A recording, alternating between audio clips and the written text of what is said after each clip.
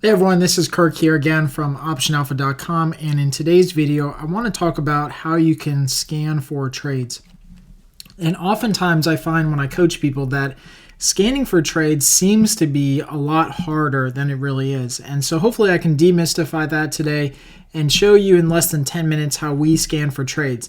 Now, what you're really looking for when scanning for trades is just unique opportunities and what I call the low-hanging fruit. And so what that means is we're looking for stocks that have either made a big jump in implied volatility or a big drop in implied volatility, so something that's out of the norm, or a big percentage move up or a big percentage move down on the day. Again, something that's out of the norm and kind of stands out as kind of low-hanging fruit that would glean some sort of insight into maybe taking a directional stance on that stock going forward. So one of the first things that I do, and you can see here on my charts, even though you can't see our watch list because we have it available inside the membership area to purchase, you can see over here that I have ranked all of the stocks in my watch list right now that are moving based on the highest percentage move to the lowest percentage move. So you can see everything that's kind of moving. The biggest percentage mover today is right here, and then the lowest percentage movers today, or the biggest downward movers, are down at the bottom. And the reason I do this just to start is because I want to see what's moving. So what has had a huge move up or huge move down that may warrant a trade? So one of the ones that we look at, if we, again, kind of sort this by biggest move down, is that this stock today has had a 6% move down. And if we actually look over at the charts, this is actually a look at Tesla. So Tesla's had about a 6% drop today, pretty good drop in a move down. And that really leads us to believe that maybe there's a trading opportunity here because of the drop lower. And you can see that it's gapped lower and dropped lower. Implied volatility is starting to spike. Okay, so maybe we might have some sort of trading opportunity there. The next lowest one down is going to be PBR. So this is another one that has had a really big move down today. It's the next biggest percentage move down. But you can see after we start looking at the chart here, it's not really kind of a standout. There's no low-hanging fruit. It hasn't gapped lower dramatically. It hasn't popped up dramatically. But implied volatility is starting to steadily rise, and we start to see that MACD is continuing to move higher. So, okay, maybe there's some sort of opportunity there as well. So that's one thing we look for, is we definitely look for those stocks that have made big moves. That's an easy way to find new things to trade. If it's something kind of in the middle of the range here, like this stock, for example, it's down about 0.5% today. This is Netflix. Not really that big of a move for us to really, go after. It's not.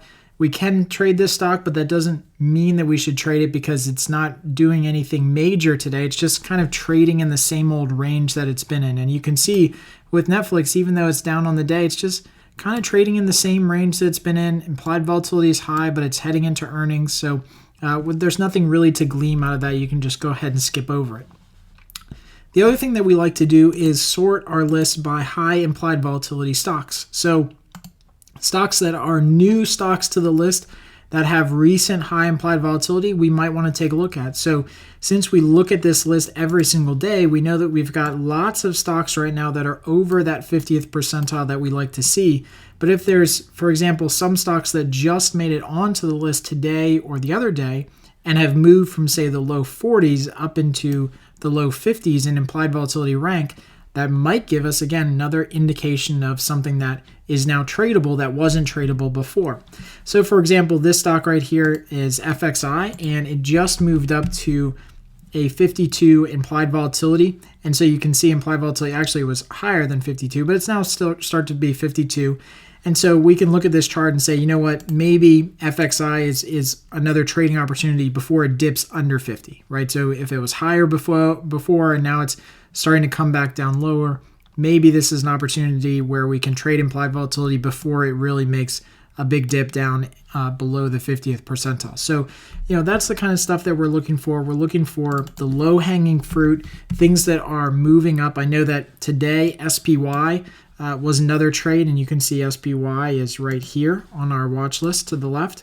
It has 69% implied volatility, but just the other day it was down in the 40s and 30s. So you start to see that implied volatility is rising in SPY or SPY, and as a result, we have orders that we're trying to get into the market to trade this security because implied volatility is starting to rise, and it's now in the 70th percentile. So very high implied volatility, leads us to believe that there's an opportunity here to trade something in it.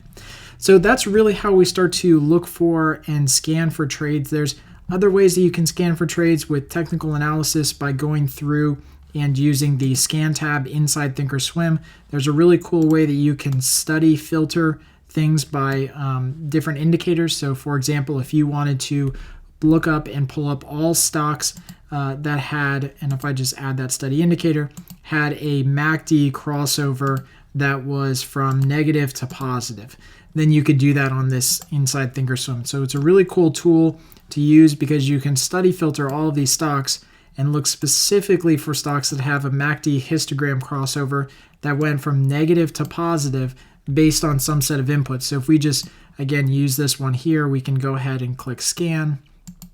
And that will pull up all the stocks with options that are tradable that we can do that have a MACD crossover from a low point to a high point. And you can see the first one on the list here is USO. This is pretty interesting. Or the only one on the list, which is pretty cool because now it's narrowed it down even more. So, all right, so I truly hope you guys enjoyed today's video. And like I said, if you have any comments or questions, please ask them right below on the lesson page. The key here with scanning for trades is that you don't go through analysis paralysis. Have some set of defined filters or studies that you want to look for or types of trading setups that you're looking for, and look for those quickly in the morning through your short liquid watch list anyway. And if there's something to trade, make a trade on it. If there's not, then don't force it. Don't force a trade into the market just for the sake of trading. We want to make sure that we're making smart, good trades, and that's really the key.